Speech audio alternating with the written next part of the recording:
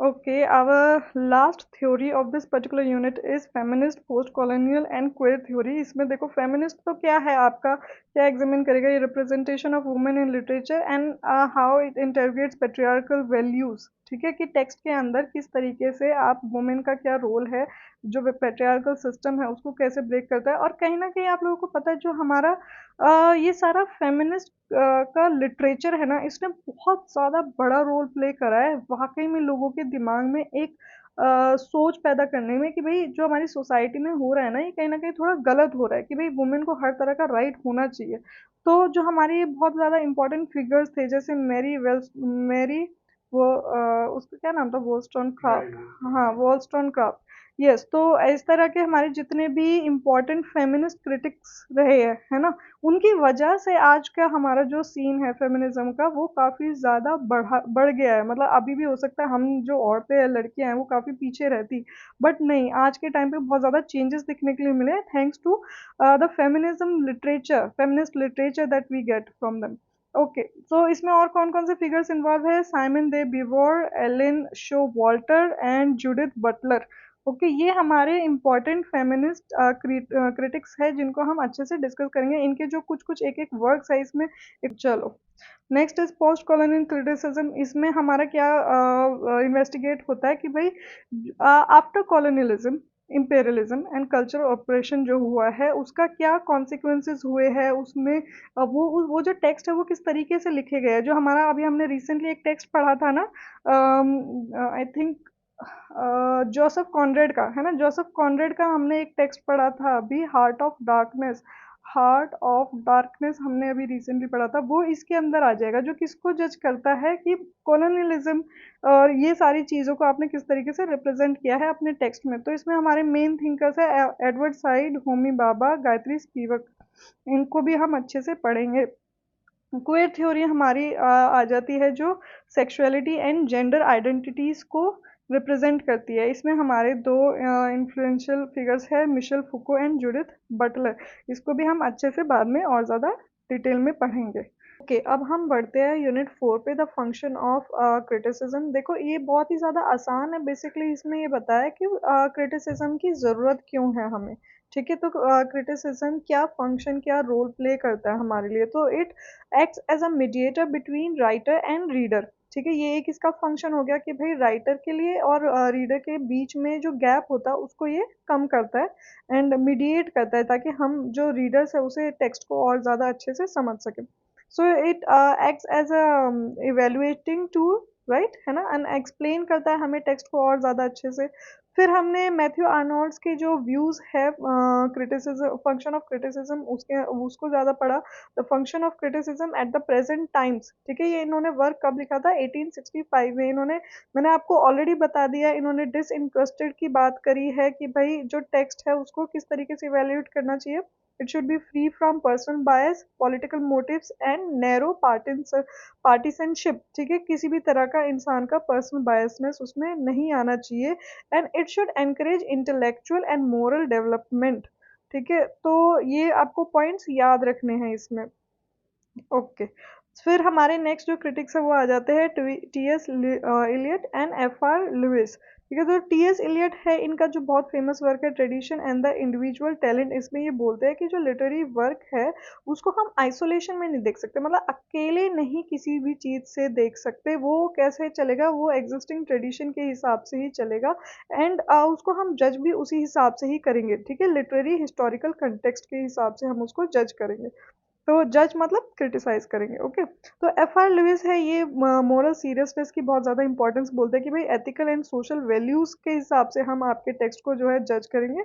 And regret close reading होनी चाहिए उसमें, मतलब वही जो न्यू क्रिटिक है ये हमारे न्यू क्रिटिसिज्म के पार्ट है, तो क्लोज रीडिंग को प्रमोट करते हैं।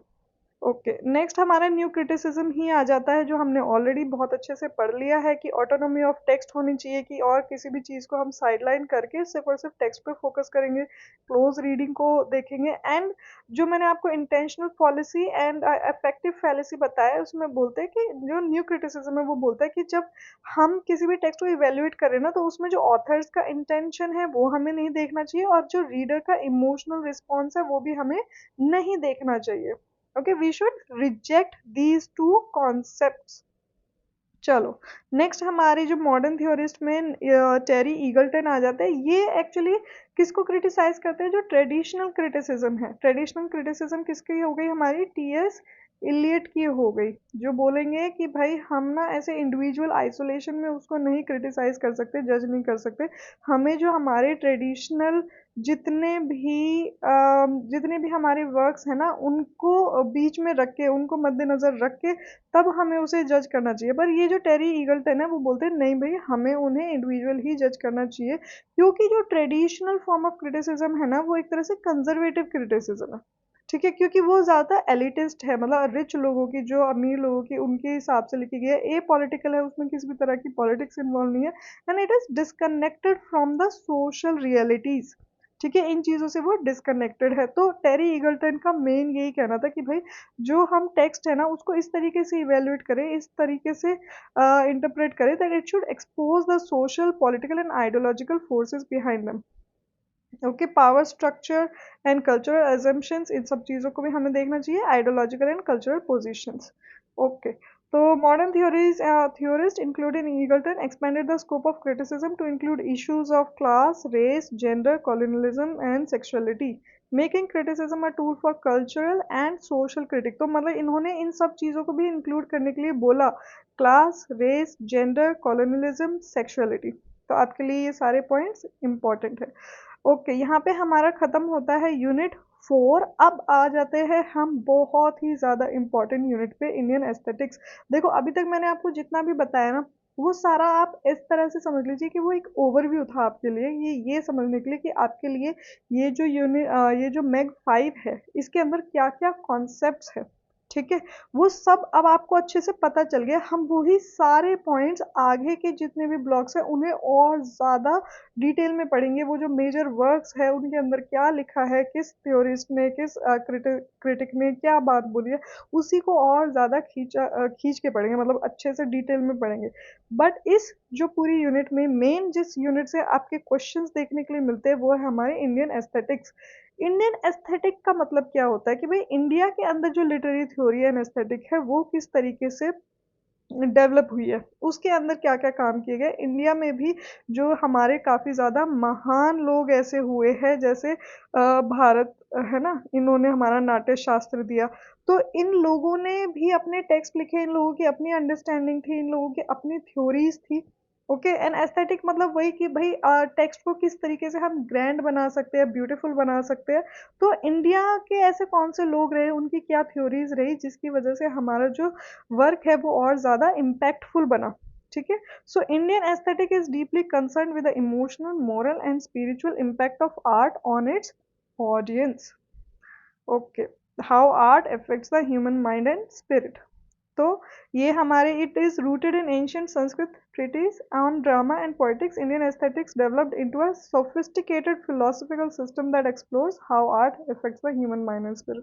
तो ये सारी बातें आप वर्ड बाय वर्ड जब आप एग्जाम की तैयारी कर रहे हो, तो थोड़ा सा इस टेक्स्ट को और अच्छे से पढ़ लोगे ना मेरी वीडियो देखने के बाद, तो आप इतने ज़्यादा कॉन्फिडेंट हो जाओगे, फिर आपको अपने आप एग्जाम में ऐसे पॉइंट्स याद आने लग जाएंगे कि हाँ, मैम ने ये चीज़ें पढ़ाई थी और इतना सारा जो पार्ट है मुझे याद है। ठीक है, अब इसमें आपके क्वेश्चंस आएंगे कैसे? देखो, इस यूनिट से ना डायरेक्टली सिर्फ 20 मार्क्स का क्वेश्चन कम देखने को मिलता है। ज़्यादातर आपको 10 मार्क्स के दो शॉर्ट नोट्स देखने के लिए मिलेंगे। अब ये शॉर्ट नोट्स क्या है? ये पूरी एक रस थ्योरी के ऊपर 10 मार्क्स का आ जाएगा। ठीक है, या फिर ये ध्वनि के ऊपर 10 मार्क्स का आ जाएगा, या फिर आपका ये अलंकार के ऊपर 10 मार्क्स का आ जाएगा, या फिर ये जो अभिनव गुप्ता का रिफाइनमेंट है, ये रस थ्योरी, आप उसमें भी लिख सकते हो। तो हमारी इंडियन थ्योरीज में जितनी भी ज़्यादा इंपॉर्टेंट थ्योरीज है ना, उसमें सबसे टॉप पर आएगी रस थ्योरी। ठीक है, आपको ये रस थ्योरी ऑलमोस्ट हर एग्ज़ाम में जो हमारे लास्ट ईयर गए हैं उसमें रिपीट होती हुई दिख जाएगी। ये 10 मार्क में या तो शॉर्ट नोट आ जाएगा आपका, या फिर 20 मार्क में आ जाएगी, मोस्ट प्रोबेबली 10 मार्क्स में आएगा। ठीक है, तो इसमें आपका ये रस थ्योरी क्या कहती है? सबसे पहले तो आपको याद रखनी है किसने दी थी? भारत नाट्य शास्त्र ने दी थी। ठीक है, भारत नाट्य शास्त्र में लिखी गई थी, भारत जी ने दी थी।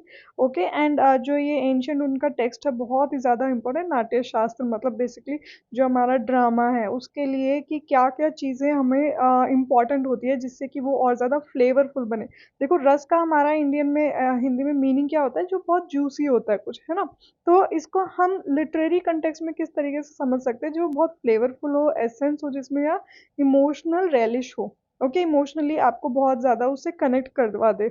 Okay, so it can evoke specific emotional experiences called rasas in the audience. तो आपका जो वर्क है वो इस तरह का होना चाहिए कि वो ऑडियंस के अंदर ये सारे 8 रस जो है जागृत कर दे। तो इसमें क्या क्या आता है? सबसे पहले हमारे पास श्रृंगार आ जाएगा। श्रृंगार मतलब लव। नेक्स्ट इज करुणा। करुणा मतलब सॉरो। देन वीरा। वीरा मतलब हीरोइज्म। अद्भुत वंडर। हास्य ह्यूमर। भयानक फियर। बीभत्स डिस्गस्ट। एंड रौद्र एंगर। तो इन आठों के आठों रस का नाम आपको याद होना चाहिए। इसके अलावा एक नाइन्थ भी था जो बाद में ऐड किया गया, जो होता है पीस और ट्रैंक्विलिटी मतलब शांति, शांत।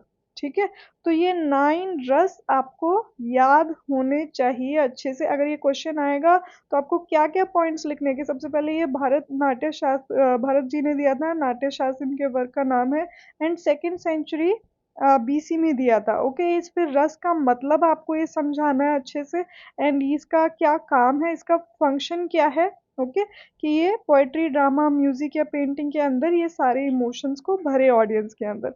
अच्छा, ये है ना एक्चुअली कुछ चीज़ों के कॉम्बिनेशन से बना हुआ है। मेनली अगर हम देखें तो 3 चीज़ों के कॉम्बिनेशन से। ठीक है, तो ये हमारा परमानेंट इमोशन जिसे हम बोलते हैं स्थायी भाव। ओके, एक तो ये हो गया, सेकंड हो गया ट्रांजिटरी इमोशन जिसे हम बोलते हैं ये एक्चुअली इसका वर्ड व्यभिचारी है, व्यभिकारी नहीं, व्यभिचारी भाव। ठीक है, बेसिकली जो हमारे जो परमानेंट इमोशंस है ना, स्थायी इमोशंस जैसे एंगर, फियर, आपके ड्रामा में किस तरह के इमोशंस डिस्प्ले किए जा रहे हैं वो हमारे मेन परमानेंट रहेंगे। जैसे हमारा हेमलेट है, आप उसको पढ़ के कैसा किस तरह का इमोशन फील कर सकते हो अपने अंदर। वो हमें एक तरह से सॉरोफुल फील करवाता है ना, मोस्ट ऑफ द टाइम आपको सॉरो महसूस होगी उससे। व्यभिचारी बेसिकली हम कह सकते हैं कि इसमें हमें और ज़्यादा जो हमारा मेन इमोशन है, स्थायी इमोशन, उसको और ज़्यादा कंपनी करे। ठीक है, जैसे और हमें वो कोई भी प्ले या फिर मूवी देखते हुए ऐसे उस मेन इमोशन के साथ और कौन सा हमारा इमोशन जनरेट हो रहा है। जैसे एनजाइटी होती है, शेम होती है, एनवी होता है, या फिर जस्ट किसी एक कैरेक्टर के ऊपर हमें थोड़ा एक्स्ट्रा गुस्सा आता है क्योंकि वो कुछ पर्टिकुलर तरीके से एक्ट करता है। ओके, एंड लास्ट हमारा आ जाता है अनुभव। ओके, अनुभव बेसिकली क्या होता है कि हमारे जो रिएक्शंस आते हैं। ओके, तो ये अनुभव में क्या क्या आ जाएगा? लाइक जैसे हमने स्माइल कर दिया, ब्लश कर दिया कोई टेक्स्ट देख के, तो ये हमारा फिजिकल एक्सप्रेशंस आ जाते हैं। And there is one more, जैसे विभव भी एक होता है, विभव। विभव। ओके, इसे हम डिटर्मिनेंट भी बोल देते हैं, डिटर्मिनेंट। तो ये क्या करता है विभव? बेसिकली एक तरह से हमारे अंदर स्टिमुलाई जनरेट करता है किस चीज की, जो भी हम चीज देखेंगे ना सामने। मान लो हमने एक लवर को अपने दूसरे लवर से फर्स्ट टाइम मिलते हुए देखा, तो उसके बाद ये एक तरह के स्टिमुलस क्रिएट करेगा हमारे अंदर, ऑडियंस के अंदर, कि हमें वो देखने के बाद कैसा लगा। Okay, obviously we are going to feel good about that scene. तो ये हमारा सारा हो गया रस थ्योरी। आपको इसमें क्या क्या इन्फॉर्मेशन लिखनी है, ये किसने दिया था, कौन सी बुक के अंदर दिया था, कब दिया था, क्या क्या इसके अंदर रस आ जाते हैं, 9th रस कौन सा है। इन रस को आप अच्छे से एक्सप्लेन कर देना। अगर ये 20 मार्क्स में आते हैं, 10 में आए तो थोड़ा शॉर्ट में एक्सप्लेन करना। ओके, एंड इसका फंक्शन क्या है ये बता देना, एंड ये किन चीजों के कॉम्बिनेशन से बना है वो आपको बताना होगा। Okay, so I hope you have understood the main concept of this रस now. ओके, सो हमारा नेक्स्ट टॉपिक है इंडियन एस्थेटिक्स के अंदर ध्वनि, दैट मीन्स सजेशन। देखो ध्वनि का वैसे तो मतलब होता है साउंड। ठीक है, लेकिन यहाँ पे ये इंडियन एस्थेटिक के अंदर किस तरह का मीन कर रहा है एक्चुअली, कि जो हमारा लिटरेरी वर्क है ना वो क्या सजेस्ट करता है, क्या एक्चुअली उसका मीनिंग है आउटसाइड द टेक्स्ट, उसका क्या मतलब है, ठीक है, कि वो क्या चीज सजेस्ट कर रहा है, ये इस ध्वनि का मतलब होता है, ठीक है। तो ये हमें आनंद वर्धना जी ने दिया था 9th सेंचुरी में अपने वर्क ध्वन्यालोक, ध्वन्यालोक, ओके, इसके अंदर। ओके, तो ध्वनि मीन्स सजेशन और रेजोनेंस। ओके, तो इसका बेसिकली यही मतलब है, he argued that the most profound meanings in literature are not expressed directly but suggested indirectly. तो ये इनडायरेक्टली हमें सजेस्ट करता है, जो टेक्स्ट है, जैसे पोम्स होती है, वो कई बार कुछ और कहना चाहती है, जो उसमें टेक्स्ट लिखा होता है वो लिटरल मीनिंग नहीं होता, ठीक है। मान लो अब किसी पोएट ने लिखा है कि बहुत ज़्यादा रेन हो रही है, अब वो रेन से मतलब होता है कि पॉलिटिकल अनरेस्ट है बहुत ज़्यादा। तो ये एक तरह से ध्वनि हो गई कि उसका जो लिटरल मीनिंग है वो कहना चाह रहा है पॉलिटिकल अनरेस्ट, ठीक है, बट उसने लिखा क्या है, रेन लिखा है। तो ये हमें मतलब अब समझना पड़ेगा रीडर को कि वो किस कंटेक्स्ट में ये बात कहना चाह रहा है। अच्छा, एक और चीज़ लिख लो, नोट डाउन कर लो, जो शायद इस टेक्स्ट में मेंशन नहीं है। जो आनंद वर्धन जी है, इन्होंने 3 लेवल्स ऑफ मीनिंग दिए थे, ठीक है, 3 लेवल्स ऑफ मीनिंग दिए थे, जिसमें कौन कौन से मीनिंग आ जाते हैं, हमारे अभेद आ जाता है, अभेद, इसको हम डिनोटेशन भी बोल सकते हैं, डिनोटेशन। एंड ऐसे ही जो सेकंड है, ये फर्स्ट हो गया अभेद, सेकंड हमारा आ जाएगा लक्षणा, लक्षणा, ये इंडिकेशन होता है, ठीक है, इंडिकेशन। देखो इन तीनों के ही मतलब कहीं ना कहीं ये हो सकता है, देखो ये जो अभिध है, इसका मतलब होता है डायरेक्ट मीनिंग, जो टेक्स्ट है उसका लिटरल डायरेक्ट मीनिंग क्या है वर्ड्स का। और जो लक्षणा है, इंडिकेशन, ये है सेकेंड इम्प्लाइड मीनिंग, ठीक है, जो सेकेंडरी मीनिंग हो जाता है एक तरह से, सेकेंडरी इम्प्लाइड मीनिंग। एंड जो लास्ट हमारा पार्ट आ जाएगा, लास्ट है हमारा व्यंग्य, व्यंग्य, ठीक है, इसका मतलब होता है ध्वनि, दैट मीन्स सजेशन। जो ये थर्ड लेवल है मीनिंग का, इसका मतलब होता है सजेशन, की एक्चुअली बहुत सटल वे से जो मीनिंग है वो कुछ और इम्प्लाई करता है, ठीक है। वो अब हमें समझना पड़ेगा कि ये जो राइटर है, इसने किस हिसाब से लिखा है ये टेक्स्ट, ये क्या मतलब इसका निकाल रहा है। सो आई होप आपको ये जो तीनों लेवल्स है वो समझ में आ गए। आई थिंक या देयर वी गो। ठीक है, तो ध्वनि में आप ये सारा इंफॉर्मेशन लिख सकते हैं, अगर आपका 10 मार्क्स में आए, अपनी तरफ से थोड़ा सा और ज़्यादा इसको एलेबरेट करके आप लिख देना। ओके, एंड इसके काफ़ी सारे एग्जांपल्स दे सकते हो आप, कि रस ध्वनि क्या हो जाएगी, रस ध्वनि में मतलब जैसे हमारे जो इमोशंस है वो इवोक होंगे एक सजेस्टेड वे में, मतलब अलग तरीके से। सेम ऐसी अलंकार ध्वनि होती है, अलंकार, let me erase all this, ठीक है, अलंकार, हम आगे पढ़ेंगे अलंकार होता क्या है। बेसिकली जो डिवाइसेस होते हैं जिससे हमारी टेक्स्ट है वो और ज़्यादा ब्यूटीफुल बन जाता है। तो ऐसी अलंकार ध्वनि क्या हो गई, जो सजेस्ट करेगा कुछ और मीनिंग, मतलब मेटाफर अगर किसी ने यूज़ करा है अपने टेक्स्ट में, तो इस मेटाफर के ज़रिए वो क्या एक्चुअल में मीन कर रहा है, ठीक है, like she is the moon of my sky, ऐसे मैंने बोल दिया। तो ये क्या सजेस्ट कर रहा है, ब्यूटी सजेस्ट कर रहा है, ये उसको बहुत ज़्यादा ब्यूटीफुल बोल रहा है, ये सजेशन है इसका एक्चुअली। लिखा तो है she is the moon, but she is not actually the literal moon, but it is implied, it is suggested that she is very beautiful, ठीक है। I hope, I think I have covered almost everything in this, so let's move on to the next part now. अब हम अलंकार पे ही आ जाते हैं। मैंने अभी आपको बताया अलंकार क्या करता है, ये ब्यूटीफाई करता है हमारे टेक्स्ट को। ऑर्नामेंटेशन, अलंकार को इंग्लिश में हम क्या बोलेंगे, ऑर्नामेंटेशन। तो ये पोएटिक ऑर्नामेंटेशन है बेसिकली, जो हमारे जितने भी पोएटिक डिवाइसेस होते हैं, जैसे metaphors, similes, alliteration and personification, that enhances the beauty of literary works. तो ये हमारे अलंकार हो जाते हैं।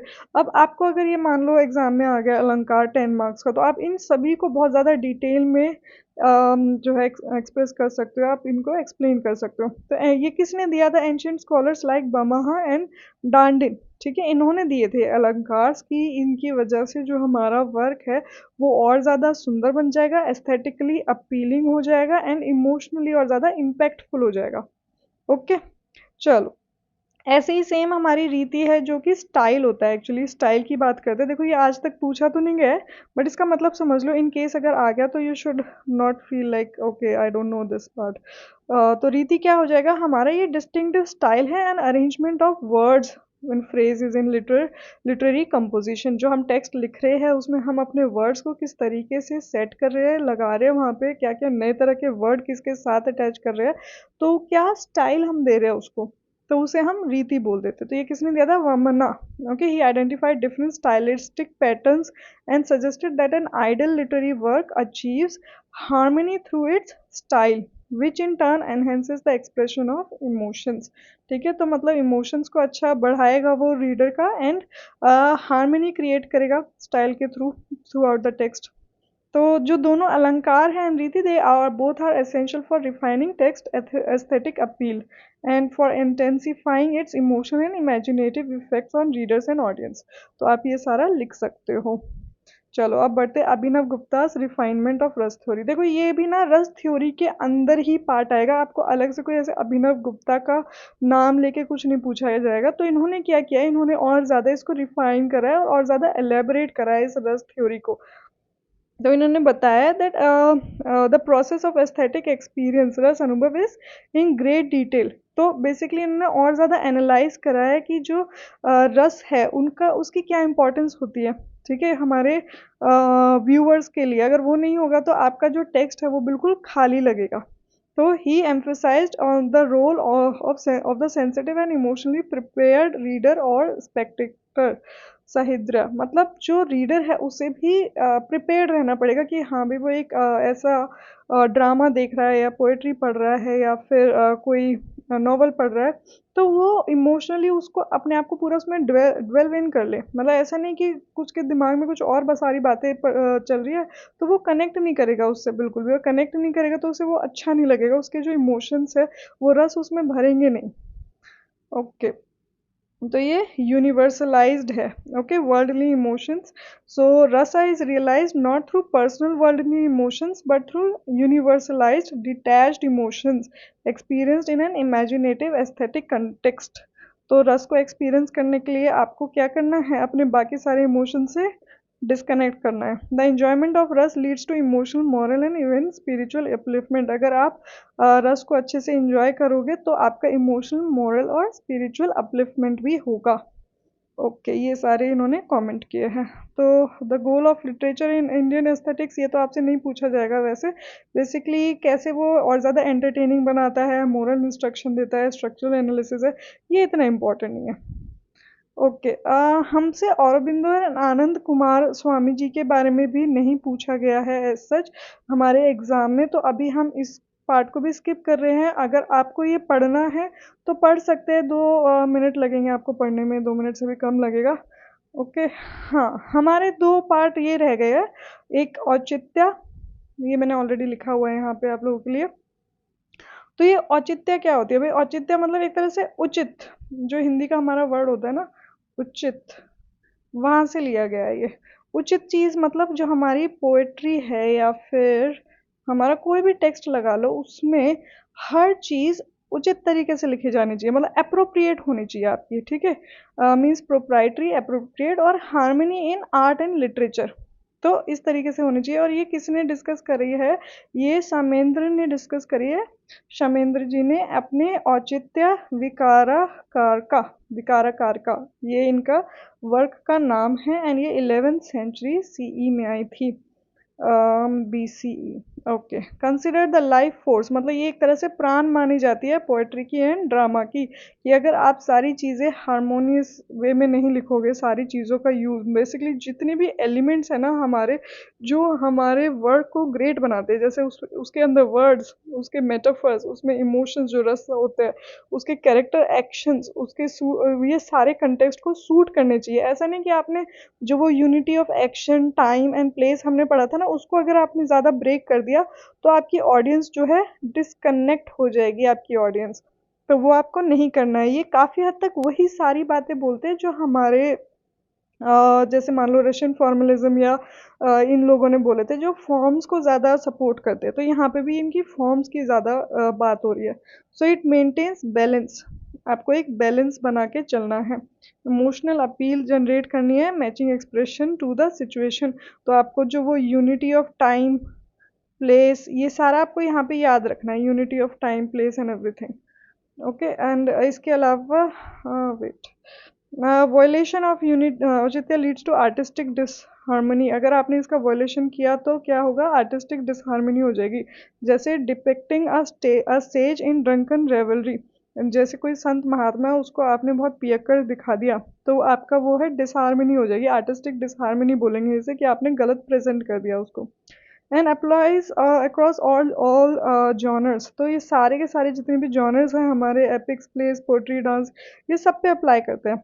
Upholds the coherence and aesthetic experience of work, making it feel natural and effective to the audience. तो बेसिकली नेचुरल लगना चाहिए ऑडियंस को, इफेक्टिव लगना चाहिए। तो इसकी वजह से आपका जो पूरा का पूरा वर्क है, चाहे वो पोएट्री हो या फिर आपका ड्रामा हो, कुछ भी हो, वो सब उस सभी में जान डाल देता है। आपका ये जो उचित आपका कॉन्सेप्ट है ना, ये थ्योरी जिनको किसने दी थी, याद रखना, शमेंद्र जी ने अपने औचित्य विकारा कारका में दी थी।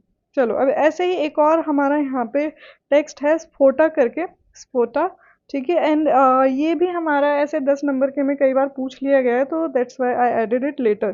तो स्फोटा के अंदर हमारा मतलब क्या होता है, इसका बर्स्ट और टू अनफोल्ड, ठीक है। तो यहाँ पे जो भी हमारा काम होगा ये सेम वैसा ही है। देखो वैसे तो ये साउंड क्या होता है हमारा, जो मैंने आपको बताया, साउंड में बेसिकली आपको सजेशन होगी, है ना, सजेशन। लेकिन इसमें स्फोटा के अंदर आपको एक क्या होगा, invisible instantaneous flash of meaning.